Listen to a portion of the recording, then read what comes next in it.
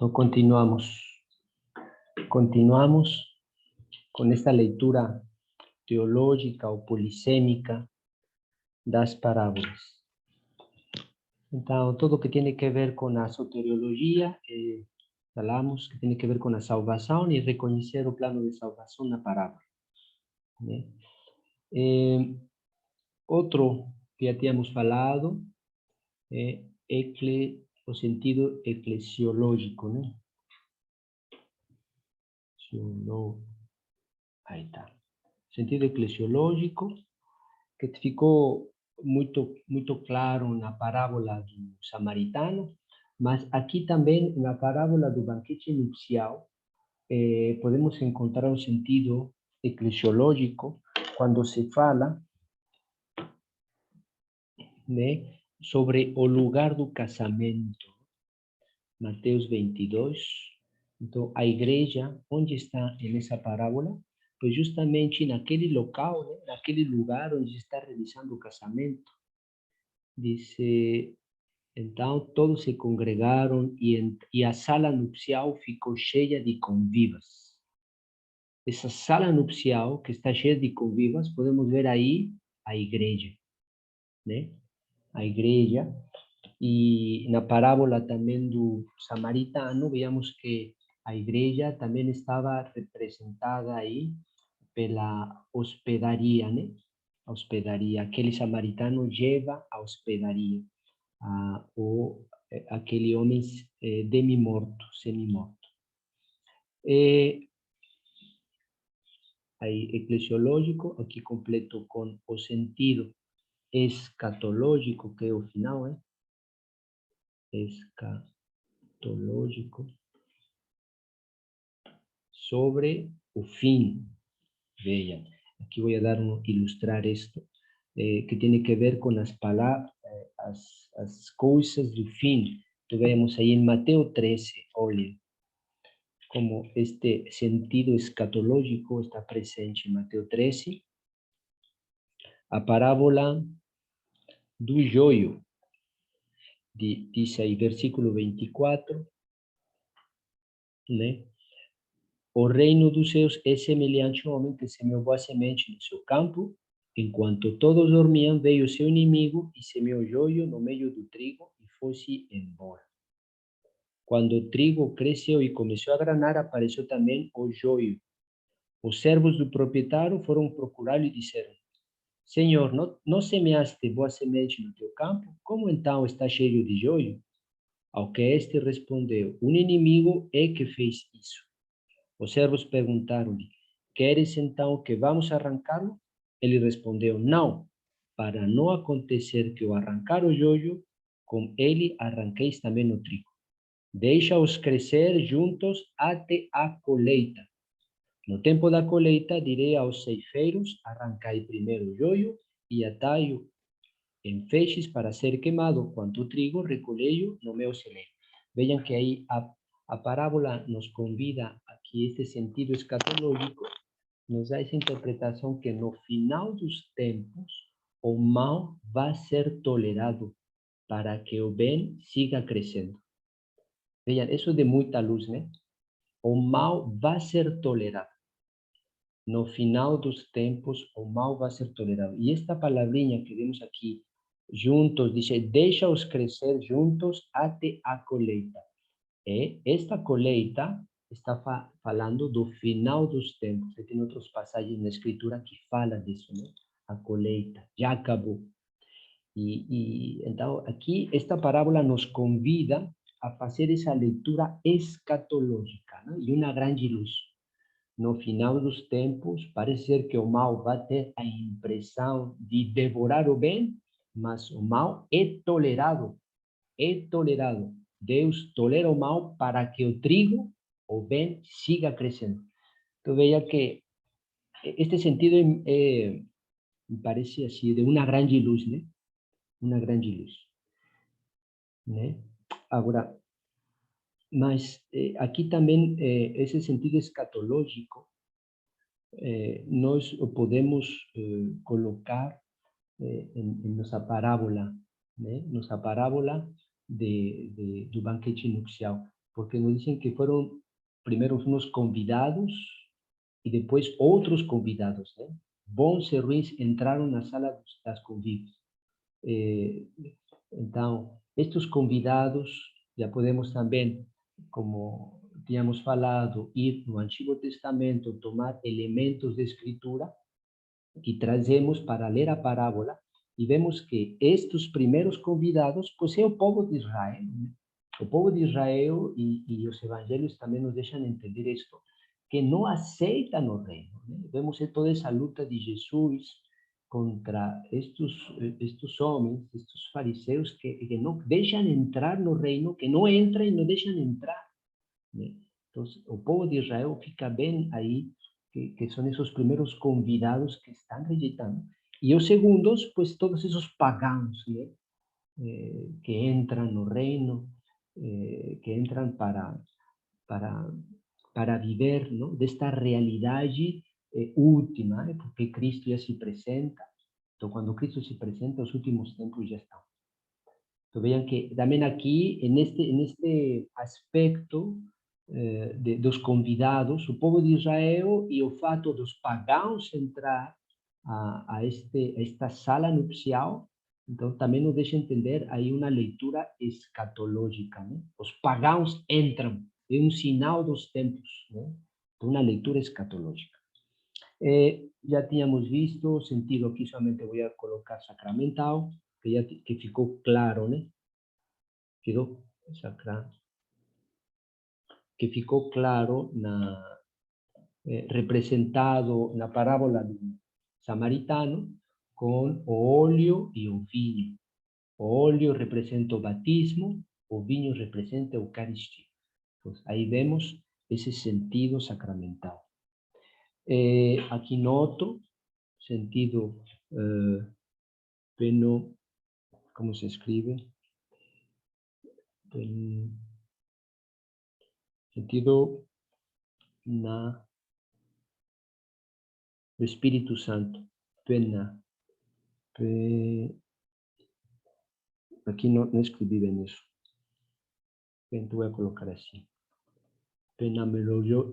Fenomenológico, que é o Espírito Santo. De pena.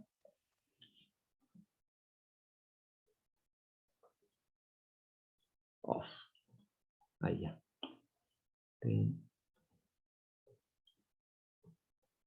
Espero que assim se escriba. Fenomenológico, que tem que ver com o Espírito Santo. E temos falado, terminar com o sentido individual, né? Que se aplica para si mesmo. E aqui tem guarda 2, né? Vejam que aqui vai chegar até o final, que o sentido moral e espiritual, né?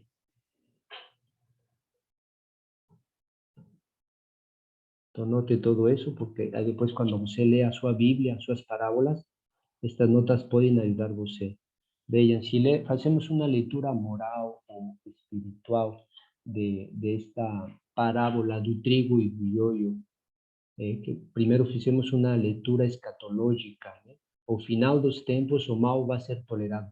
Mas se fizemos essa leitura individual, nós constatamos que nossas vidas, não todo é ruim, não todo é mal. Temos aspectos, né?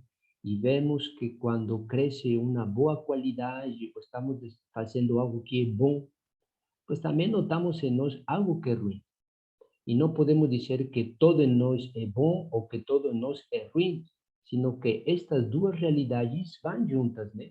E até vemos às vezes quando temos algo muito bom, uma qualidade que não tínhamos, em vistas de nossa santidade, começa a crescer, né? Uma doação de si mesmo, um serviço, um ato de caridade, ao mesmo tempo vemos que está convivendo com um aspecto ainda que é feio em nós, né? Que não está desenvolvido segundo a santidade.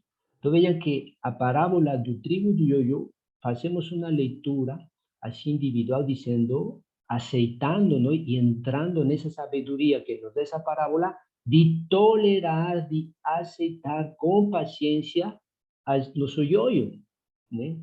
Então, faz parte da sabedoria. Aceitando nosso yoyo, quer dizer, esses defeitos que nos deixam crescer com vistas à santidade, nós estamos entrando no projeto de Deus, estamos entrando na sabedoria de Deus, e não estamos todos agoniados tratando de tirar aquele defeito, porque é muito feio, que não sei o quê. Não, faz parte da sabedoria de Deus. Então, com paciência, aí suportamos aquela coisa que nos desagrada de nós, mas que assim, e nós aceitamos com sabedoria, como nos ensina esta parábola do joio e do trigo.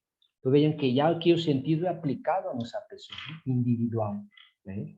E aí, sentido espiritual e sentido moral. Então, qual vai ser nosso agir? Uma vez que compreendimos esta realidade, pues nosso agir vai ser mais pacientes, não vou me agoniar por tratar de tirar aquele defeito que me desagrada, mas que pode ser que para Deus não é tão grave como para nós, né? Então, somos convidados a entrar na sabedoria de Deus.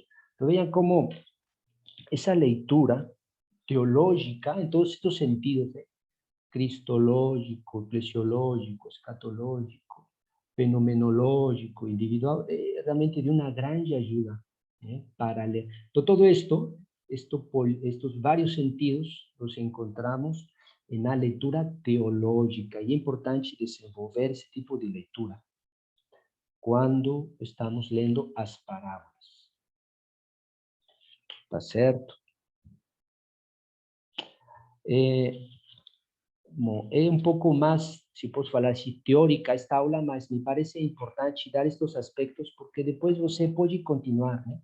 Com todas estas pequenas notas que estamos dando, você pode continuar com facilidade e perseverança, né? A ler as parábolas de Jesus. Mas aqui ainda vamos interpretar esta parábola, que não hemos terminado.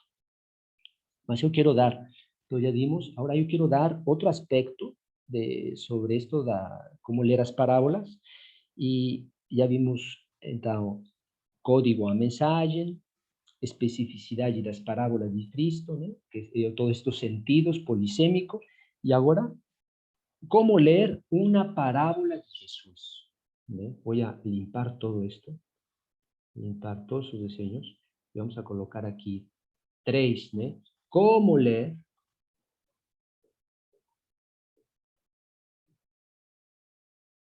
una parábola o as parábolas de Jesús.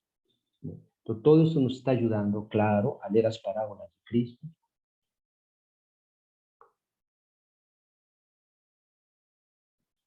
Aquí yo coloco así, solo para marcar. ¿Ven cómo leer las parábolas de Jesús? Entonces, tenemos que estar atentos a los índices, no sé si así se fala, de lectura, o así como pistas, ¿no? No sé si fala así, pistas. Entonces, ¿cuáles son esos pequeños sinais, ¿no? Que nos están diciendo, presta atención a esto, etcétera, ¿no? Entonces, tiene índices de lectura que son exteriores y interiores, internos y externos. Aquí voy a dar unos ejemplos. Importante.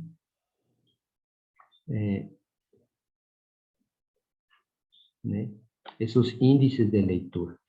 Que también o propio evangelista, cuando está relatando a parábola, nos da esos elementos, esos índices de lectura. Vean, que ya aquí yo ya mencioné un poco, ¿no? Esos índices de lectura, a ver, espere, hoy tengo.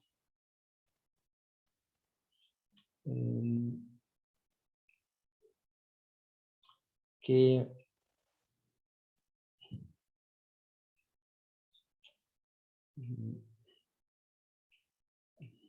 son esas parábolas duplas que ya mencioné ahora, ¿no? esta mesma parábola do banquete nupcial, vemos que são duas parábolas. Aquela dos convidados e depois o rei, quando entra na sala das convivas e encontra este homem que não está vestido. Então, temos aí claramente duas parábolas, né? Então, é um índice de leitura. Não podemos ler somente a metade dessa parábola. Temos que ler todo inteiro. E vean, aqui outro, em Lucas 15, né? Vamos, essa parábola que gostamos todos e que até podemos falar que é a parábola, se posso falar assim, né? Que é aquela do filho pródigo, conhecida assim, e que sabemos que essa parábola começa todos aí em Lucas capítulo 15, versículo 11, né? E diz ainda, um homem tinha 2 filhos, o mais jovem disse ao pai, pai, dá-me a parte de herança que me cabe, etc. Então já seguimos essa parábola, mas fiquem atentos, essa parábola não começa aí, não começa aí a parábola. A parábola começa no capítulo 15, versículo 1. Para compreender esta parábola conhecida como filho pródigo, nós temos que começar no versículo 1. É um índice de leitura que aqui vai ficar claro. Olha, diz o contexto aí próximo. Todos os publicanos e pecadores aproximavam-se para ouvi-lo. Os fariseus e os escribas, porém, murmuravam: esse homem recebe os pecadores e come com eles. Contou-lhes então esta parábola. Eu pergunto, para quem está dirigida esta parábola? Esta parábola está dirigida para os fariseus e escribas.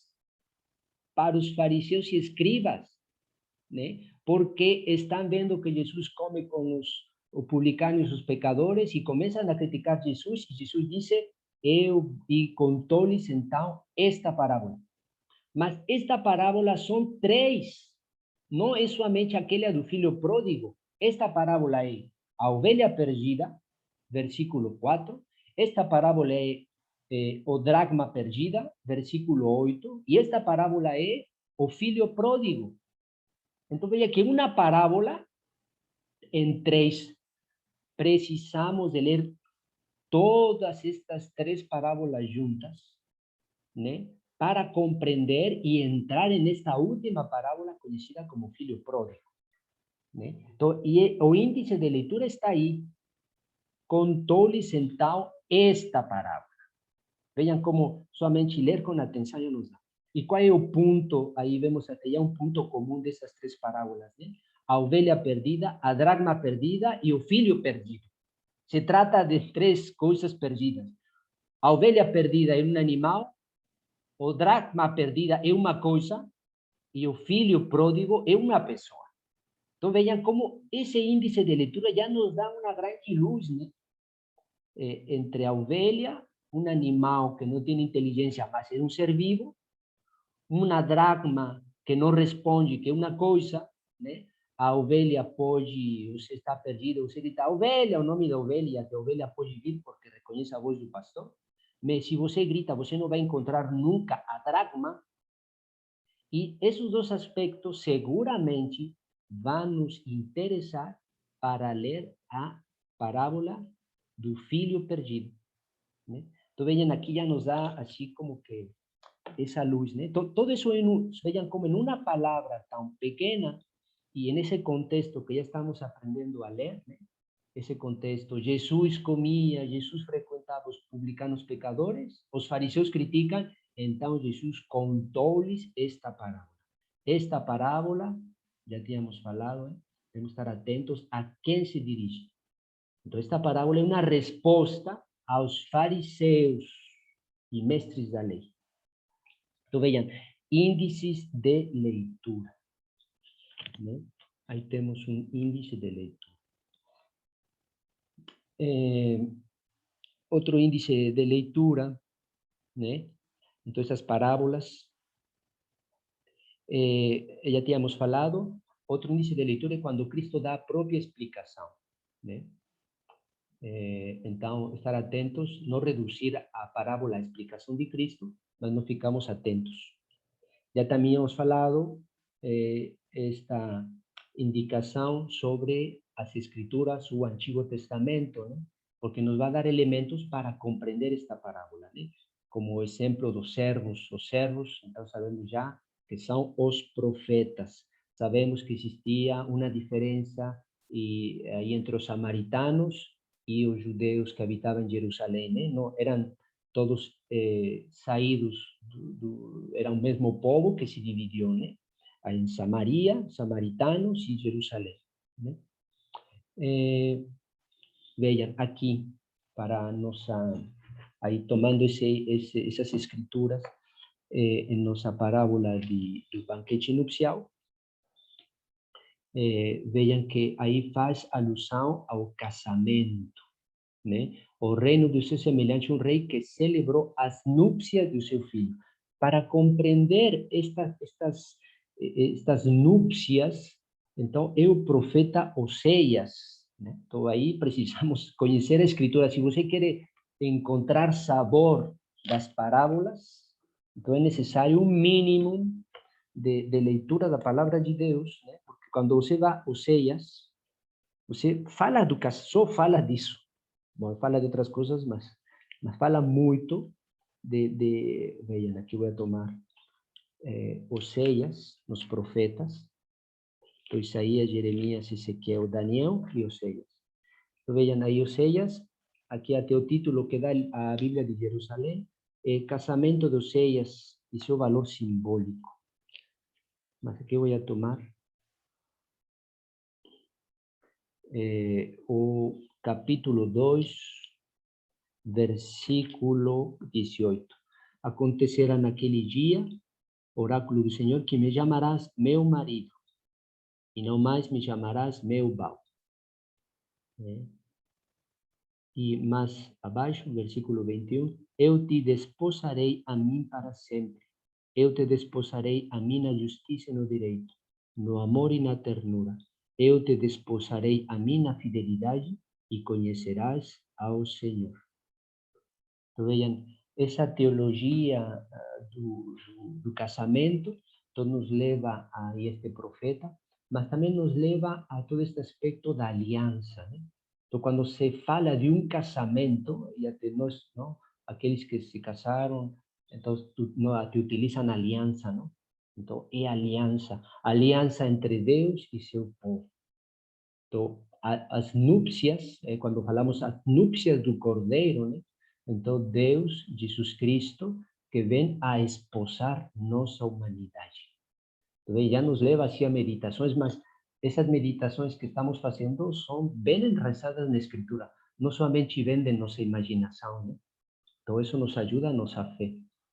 Bien, nos dirigir às Escrituras e saber que o casamento ou as núpcias tem que ver com todo esse tema da aliança entre Deus e os homens, né? Qual foi a primeira aliança? Se realizou no Sinaí, né? A lei, a Torá, né? Primeira aliança que foi quebrada, o homem, né? E vemos agora a nova aliança, alianças que foram quebradas e o Senhor envia seus servos, que são os profetas, para lembrar a aliança, mas o povo não quer aceitar, não quer ouvir, né? Todos os profetas quebraram, os homens quebraram, o Senhor enviou os profetas, e se vai preparando até uma aliança assim também que tem que ver com a sabedoria e até chegar à aliança com o Filho, né? Então vejam que as escrituras neste caso, para a parábola do banquete nupcial, saber isto, que o casamento tem que ver com uma aliança com Deus, pois nos dá outra visão, né? Agora, outro elemento da escritura, vejam aqui em nossa parábola que estamos trabalhando, Mateus 22, e nos perguntamos toda essa raiva e ira desse rei, né? Dice, ¿por qué el rey fica con tanta ira?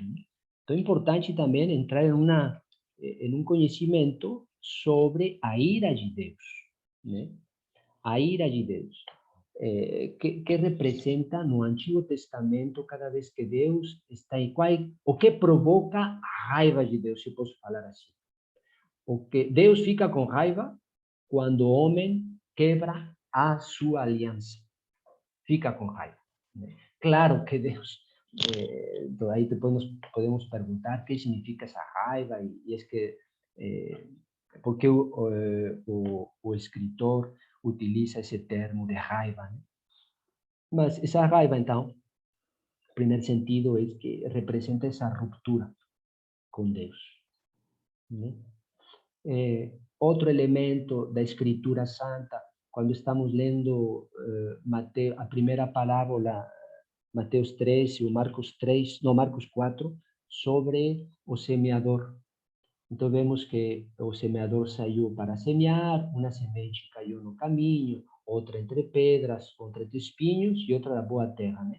Aí insiste. Então, ter presente a semente, esse pequeno grão com uma grande possibilidade, um poder vital enorme, nos faz pensar o livro do Gênesis na criação, né? Todos esses árvores que na criação, como algo tão pequeno,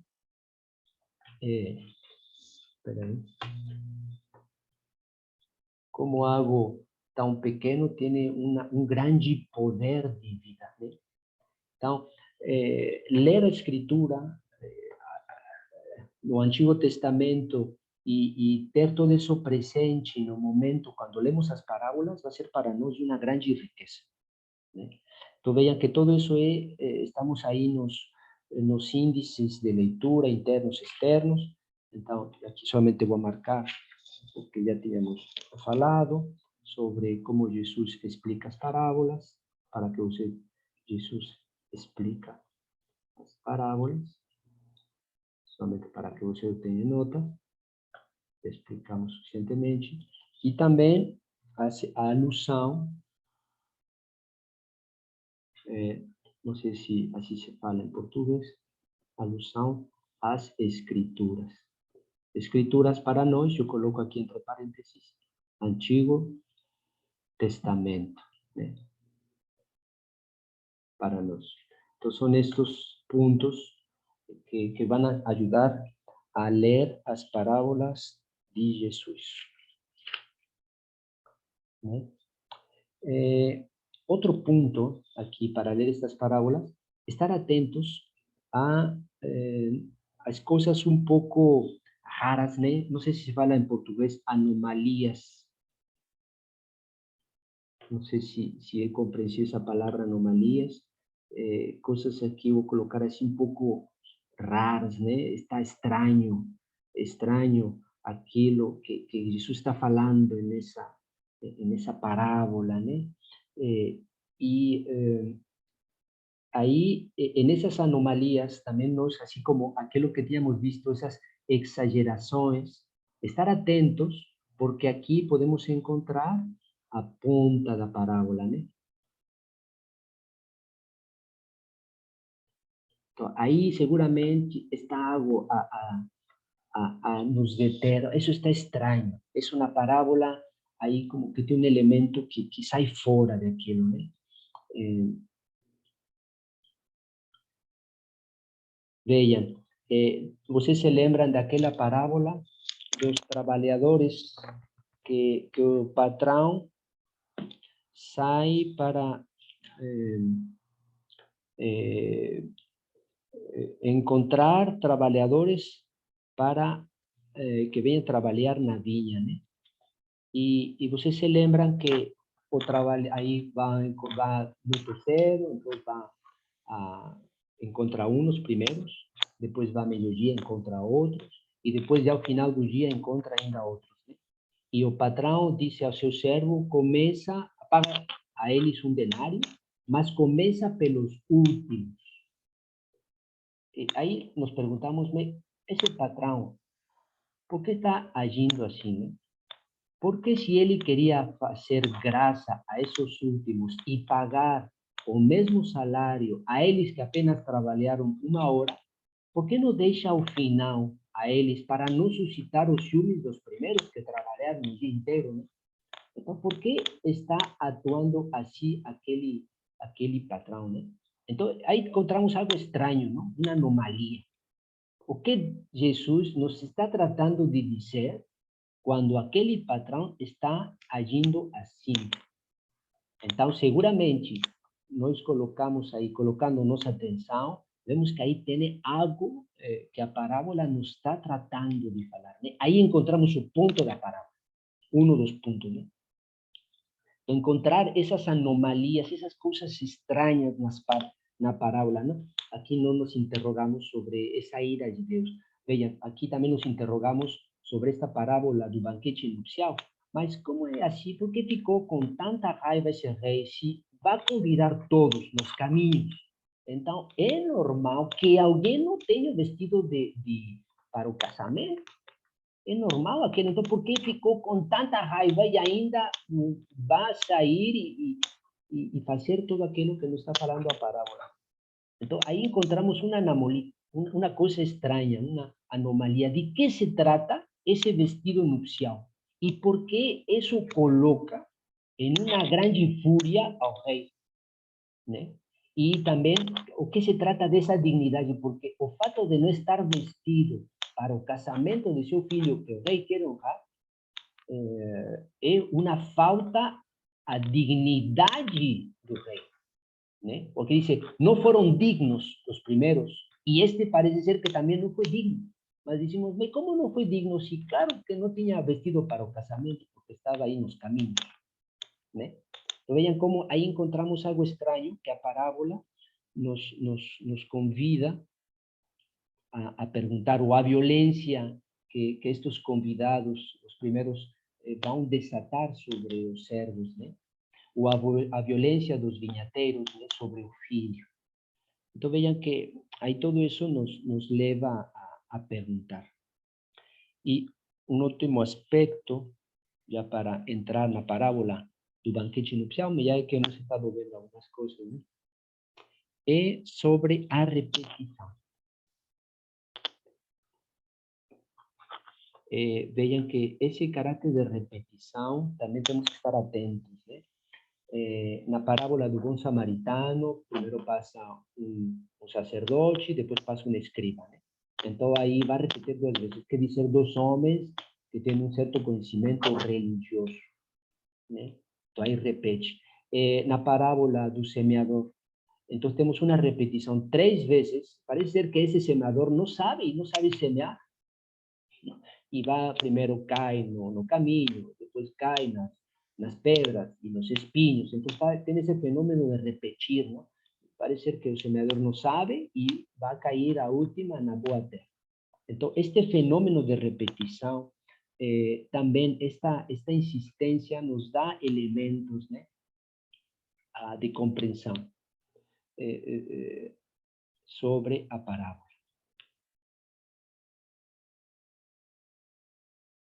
E também estar atentos que nessas repetições,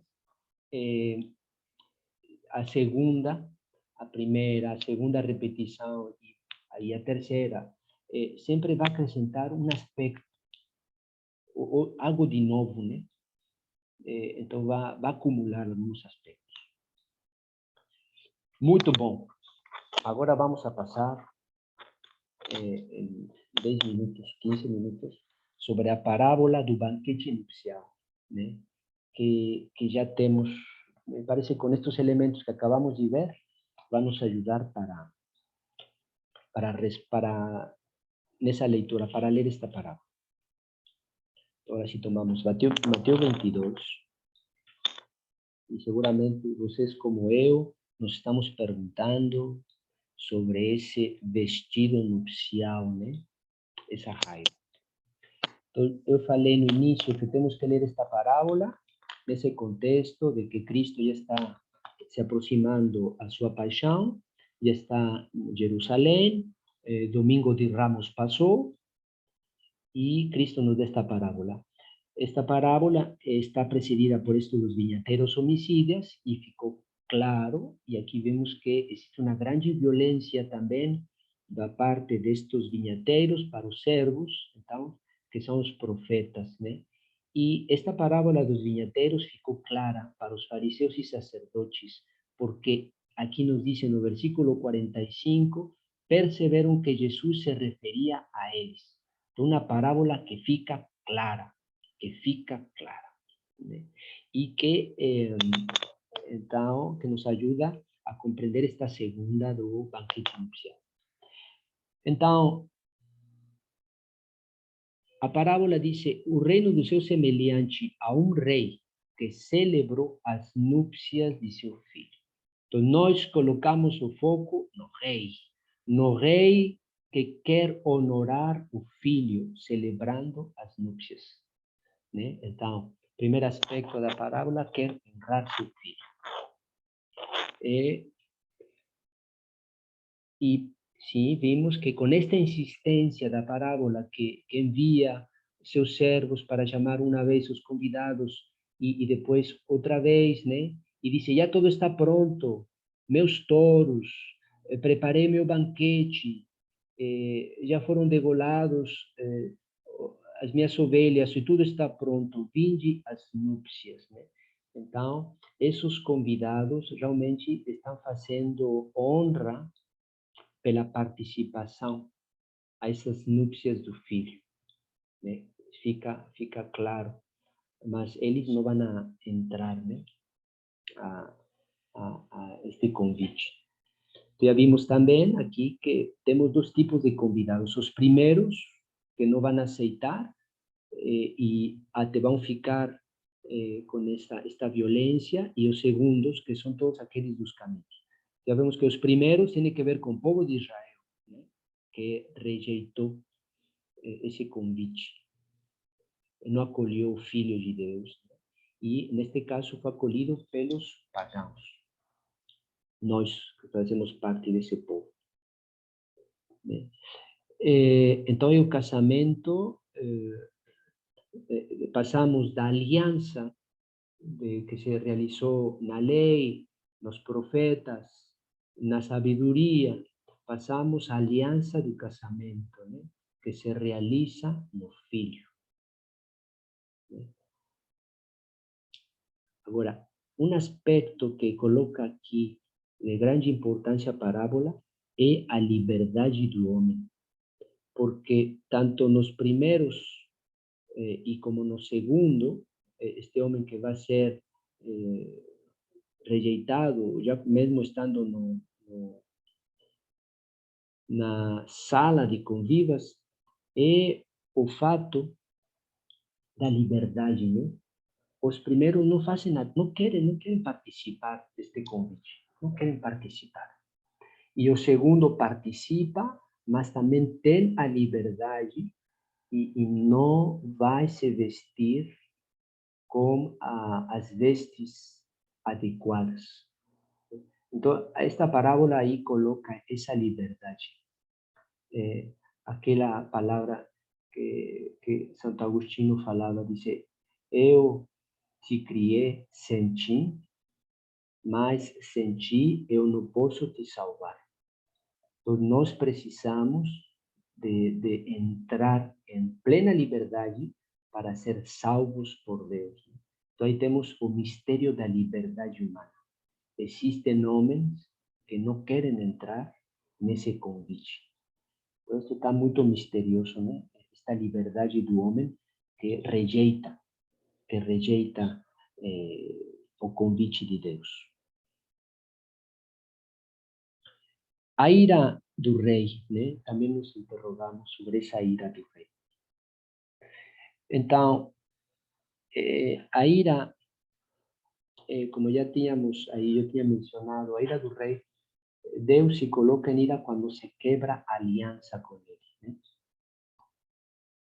Então, é uma imagem assim, e aqui a parábola também nos coloca, vejam, isso da violência, aqui no banquete nupcial, aí vemos essa ira do rei, mas a parábola dos vinhateiros homicidas antes, Jesus pergunta a aqueles homens fariseus, diz: como vai a agir o dono da vinha? E são eles mesmos que dão a resposta, diz, versículo 41, certamente destruirá de maneira horrível esses infames e arrendará a vinha a outros vinheteiros que lhe entregarão os frutos no tempo devido.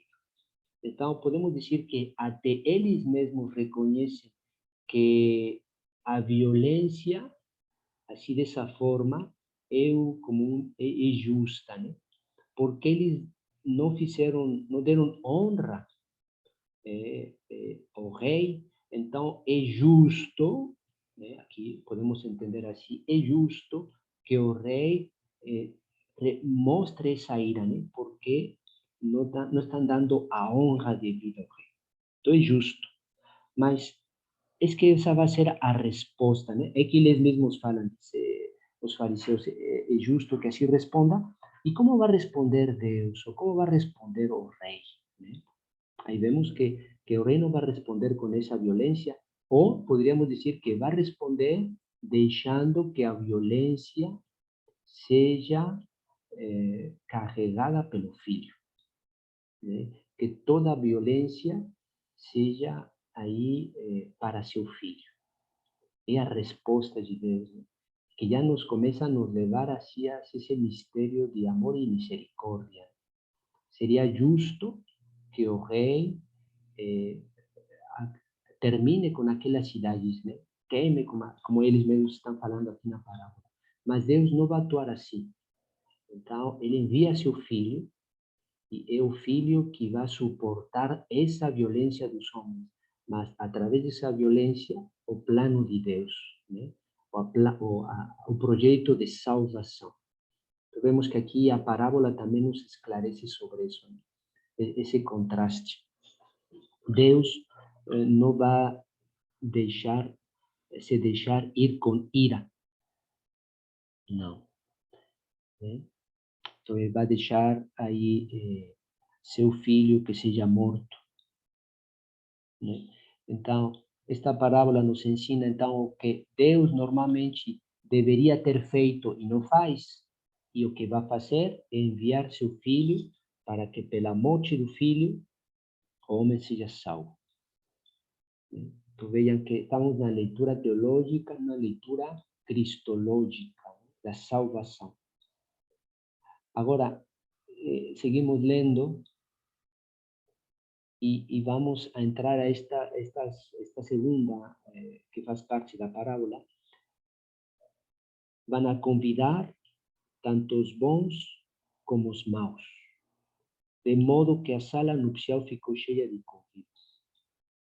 E quando o rei entrou para examinar os convidados, viu ali um homem sem a veste nupcial e disse-lhe: Amigo, como entraste aqui sem a veste nupcial? Aí cabe mencionar um aspecto desse tempo, como se andava muito, né? E os caminhos tinham muita, não ficava limpo, né?